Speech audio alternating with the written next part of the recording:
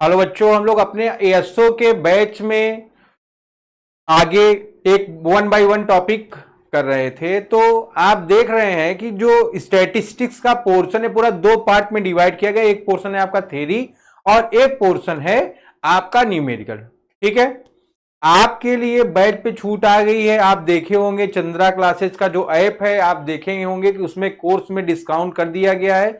Batch का price 999 रुपए कर दिया गया है। ठीक है, तो जो लोग इच्छुक हो उसको क्या करिए कि आप जल्दी से जल्दी आप परचेज कर सकते हैं। ठीक है, चलिए आज का जो हमारा डायग्राम का टॉपिक है वो एक नया टॉपिक है जिसका नाम है डायग्रामेटिक प्रेजेंटेशन ऑफ डेटा, आंकड़ों का आरेखीय प्रस्तुतिकरण। आप देखे होंगे, तो अगर आप कोई बुक लिए होंगे तो एमसीक्यूज में देखे होंगे कि आपका जो ये चैप्टर रहा है यहां से बहुत सारा क्वेश्चन यहां पर पूछा जा रहा है। ठीक है, तो काफी एनालाइज करने के बाद आप देखे होंगे कि पिछला टॉपिक मैंने करा दिया है, लेकिन इसका एक पार्ट ये है, आप देखोगे कि डायग्राम के थ्रू कैसे प्रेजेंट करना है। जो पिछला वाला रहा है चैप्टर हमारा, वो क्या था उसमें कई तरह के आपके जैसे हिस्टोग्राम है ना, इस तरह के जो बहुत सारे वैन इस तरह के आपके डायग्राम बनाएंगे। ठीक है, लेकिन आपका यहां पर जो प्रेजेंटेशन करना है आरेखी रेखा के आधार पर प्रेजेंटेशन करना है। ठीक है, तो आइए आज हम लोग जानते हैं डायग्रामेटिक प्रेजेंटेशन के बारे में। ठीक है, जैसा कि पिछले चैप्टर में भी हम लोग पढ़ चुके हैं, तो यहां पर भी आपको ध्यान में रखना है डायग्रामेटिक प्रेजेंटेशन आप क्यों करते हो।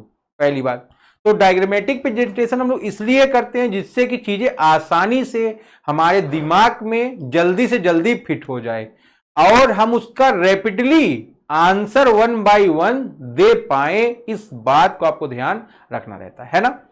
तो आपको देखना है कि डायग्रामेटिक प्रेजेंटेशन जो डेटा का होता है वो क्या करता है, डेटा को डायग्राम, वेरियस डायग्राम के माध्यम से रिप्रेजेंट करता है, so that the information can be understood easily and quickly, जिसके माध्यम से आप डेटा को, आंकड़ों को है ना, या चीजों को आसानी से और जल्दी से समझ जाते हो।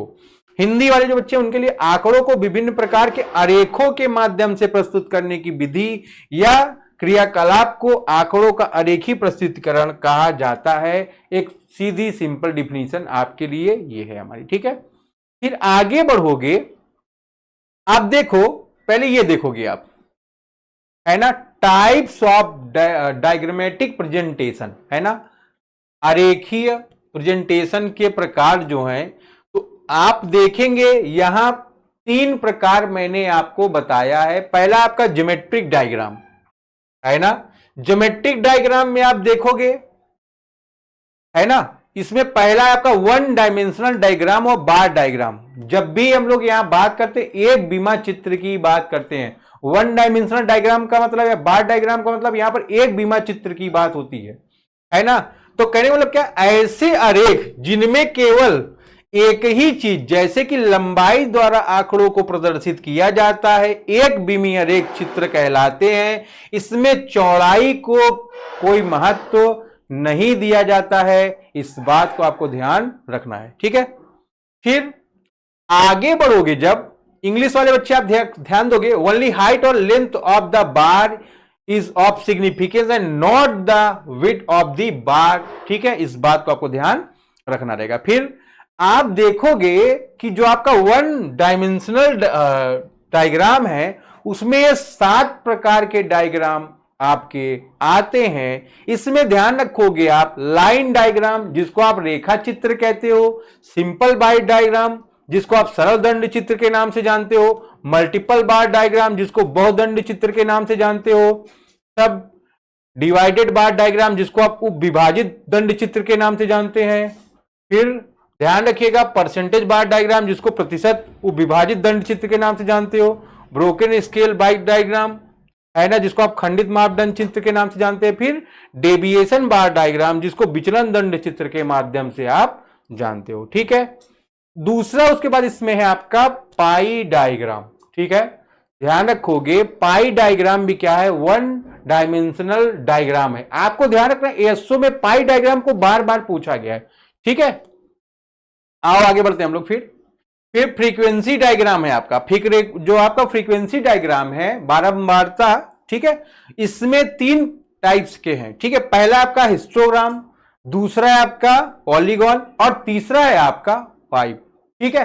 तो ध्यान रखोगे ये तीसरा जो आपका है गाइस, यहां से भी बहुत सारा क्वेश्चन आपका है, इसको आपको ध्यान रखना है। तो सभी बच्चे पहले यहां तक नोट कर लें, फिर मैं आगे बात।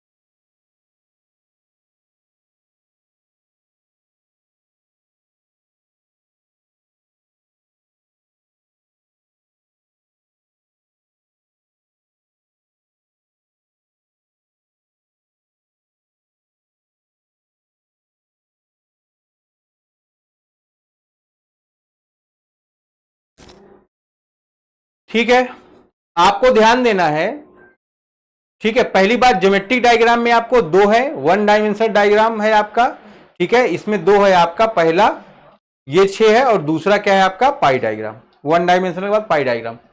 फिर फ्रीक्वेंसी डायग्राम में ये 3 है आपके। फिर अर्थमेटिक लाइन ग्राफ, ये इसी में टाइम सीरीज है, इस बात को आपको ध्यान रखना है। तो पहले आप यहां तक नोट कर लो, फिर मैं आगे बात करूं आपसे।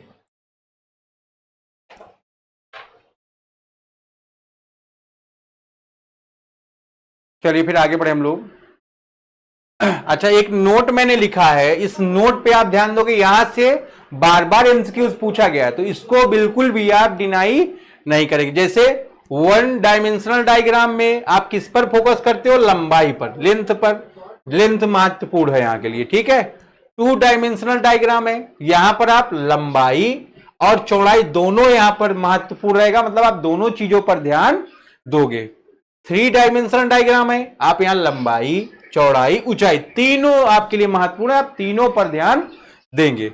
पिक्टोग्राम एंड कार्टोग्राम में आप सभी चीजों पर ध्यान दोगे, आप यहां पर विशेष फोकस इसके लिए नहीं किया गया है, आपको ध्यान देना। ये 4 डायग्राम आपके हैं, ठीक है। बैठ जाओ।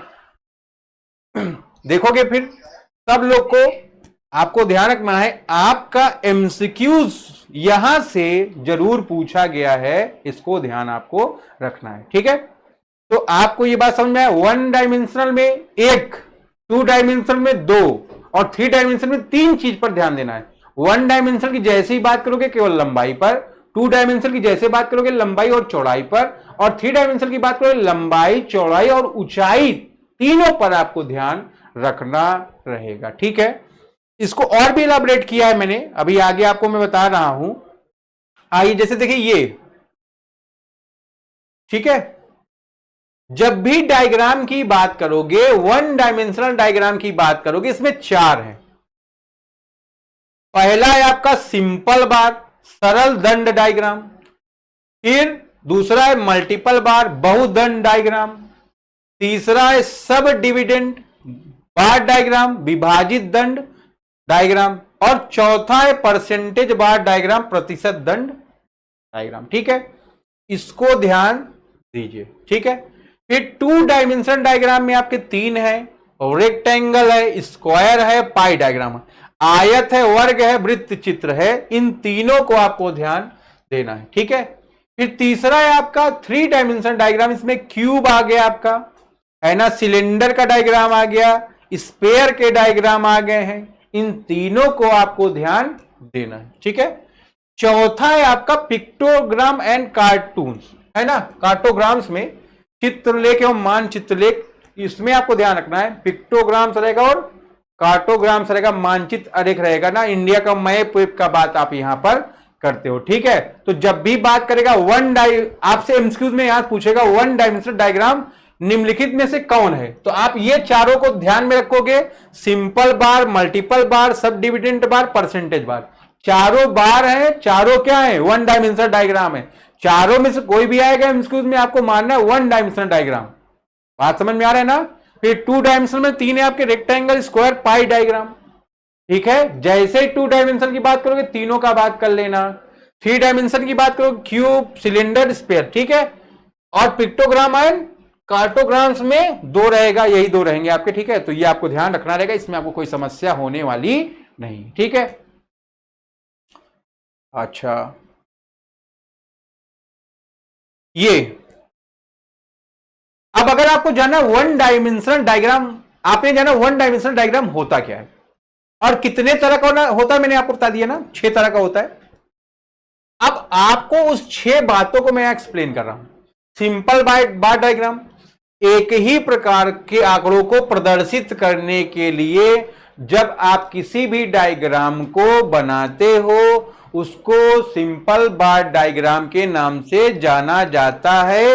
एग्जाम्पल के रूप में विभिन्न वर्षों में विद्यार्थियों की संख्या, यहां पर केवल स्टूडेंट के संख्या की बात कर रहा है, एक ही तरह के आंकड़ों की बात कर रहा है, इसीलिए सिंपल बार डायग्राम यहां पर मैं आपको बताया कि सिंपल बार डायग्राम में केवल एक ही प्रकार के आंकड़ों को प्रदर्शित किया जाता है।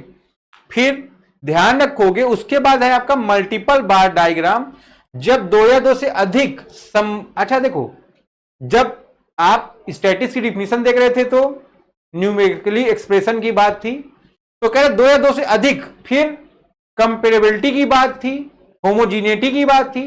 तो जब 2 या 2 से अधिक संबंधित आंकड़ों की तुलना के लिए आप डेटा का प्रेजेंटेशन करते हो, इस तरह के डेटा का प्रेजेंटेशन जब होता है तो ध्यान रखोगे उसको मल्टीपल बार डायग्राम के नाम से जानते हो, ठीक है। यहां पर example, comparison between number of boys and girls, किसी स्कूल में आप अगर देखो कितनी लड़कियां हैं कितने लड़के हैं, इस तरह की अगर आप डेटा का रिप्रेजेंटेशन किसी डायग्राम के माध्यम से करते हो तो मल्टीपल डायग्राम या मल्टीपल बार डायग्राम के नाम से जानते हो। फिर सब डिविडेंड या सब डिवाइडेड बार डायग्राम, कुल मान को उसके विभिन्न भागों में विभाजित करके दिखाया जाता है ना। जब मान लो जैसे पाई चार्ट आप बनाएंगे, अभी देखेंगे पाई चार्ट की जब हम बात करेंगे तो वहां पर ये बातें करेंगे। जैसे लिखा है परिवार के कुल खर्च का विभिन्न मदों में विभाजन, जैसे हम कमाते हैं अपना पैसा, कुछ पैसा खाने में खर्च कर दिए, कुछ पैसा नाश्ते में खर्च कर दिए, कुछ पैसा दवा में खर्च कर दिए, कुछ पैसा अपने गार्जियन को दे दिए, कुछ पैसे को घर पे रिपेयर करा दिए, उसका परसेंटेज निकालने का तरीका और उसको रिप्रेजेंट करा जाता है उस तरीके से। तो उसको रिप्रेजेंट करने का जो तरीका है वो सब डिविडेंड बार डायग्राम के नाम से जाना जाता है। फिर परसेंटेज बार डायग्राम की बात करता है, प्रत्येक दंड की कुल लंबाई 100% यहां पर मानी जाती है ना। यहां पर एक ही चीज लेते हो आप लंबाई तो 100% मान ली जाती है और उसके भाग प्रतिशत में दर्शाए जाते हैं, विभिन्न वर्षों में खर्चे का प्रतिशत, है ना। जैसे हम 2010 में मेरा कुछ रहा, 2015 में मेरा खर्चा कुछ रहा, 2020 में मेरा खर्चा कुछ रहा, 2025 में कुछ रहा, 5-5 सालों के ड्यूरेशन में मेरे जो खर्चे हैं, लेकिन आने वाला जो समय मेरा खर्चा और बहुत कम हो गया है ना। तो ध्यान रखो यह बहुत अधिक बढ़ गया, इसको आप क्या कर रहे हो, एक डायग्राम के माध्यम से रिप्रेजेंट कर रहे हो, जो क्या कर रहा है उसके परसेंटेज को डिनोट करता है, तो ये परसेंटेज बार डायग्राम कहलाता है। ब्रोकन स्केल बार डायग्राम, जब विभिन्न मदों के मानों में बहुत अधिक अंतर होता है तब बड़े मानों को प्रदर्शित करने के लिए दंड के बीच का कुछ भाग तोड़कर दिखाया जाता है, ठीक है ना। देखोगे जब बहुत बड़े बड़े है ना अंतर हो जाएं और उनको आपको एक डायग्राम के माध्यम से शो करना पड़े और वो शो कर रहे हो, लेकिन वो कैसे कर रहे हो आप तोड़ तोड़ के। जैसे एक स्कूल में साइंस, आर्ट, कॉमर्स और लॉ के स्टूडेंट की बात करोगे, उसको आप कैसे दिखाओगे, तो ब्रोकन स्केल बार डायग्राम इसके लिए आपका शो किया जाएगा। फिर डेविएशन बार डायग्राम की बात करते हैं, जहां धनात्मक और ऋणात्मक मानों को प्रदर्शित करने के लिए आप डायग्राम का सहारा लेते हो, उसको डेविएशन बार डायग्राम कहते हो। यहां पर प्रॉफिट और लॉस दोनों को आप इसी के माध्यम से शो करते हैं, इस बात को आपको ध्यान रखना रहेगा, ठीक है। तो ये एक शॉर्ट वे हो गया है ना, इतने कम समय में आपको इतनी चीजों को बताया गया है, ठीक है। तो इसको आप करते रहिए। फिर अभी अगली क्लास में हम लोग मिलेंगे जहां पर बात करेंगे पाई चार्ट। पाई चार्ट क्या होता है ना, पाई चार्ट कैसा डायग्राम है, 1 डायमेंशनल डायग्राम है, ठीक है। तो इस तरह की बातें अभी हम लोग और करते रहेंगे। तो मिलते हैं अगले क्लास में, तब तक के लिए टाटा।